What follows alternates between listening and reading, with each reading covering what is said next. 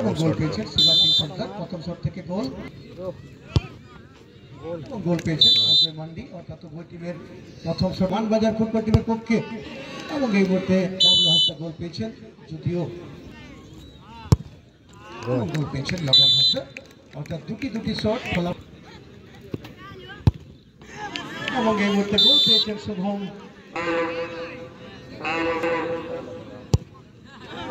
এবং গোল পেয়েছেন সৌরভের এই অসাধারণ শট গুলো। এবং বাইরে এই মুহূর্তে এবং সেভ করে দিয়েছেন এখানে প্রবীর মুর্মু ওরফে এসডিপিও মানবাজার ফুটবল টিমের পক্ষে। এবং সেভ এখানেও কিন্তু সেভ করে দিয়েছেন ইন্দ্র রাজভাই ফুটবল টিমের পক্ষে। সঙ্গে সঙ্গে দল ফাইনালে জায়গা হয়ে গেল। এবার কি হবে? সিনিয়ররা ফাইনালে, জুনিয়ররা ফাইনালে, এদিকে সিনিয়ররা আবার ধানবাদে 3-1 লিড আছে, সেখানে হয়তো সেমিফাইনালে জায়গা হবে। তাহলে ফাইনাল কারা খেলবেন? আবার জুনিয়র।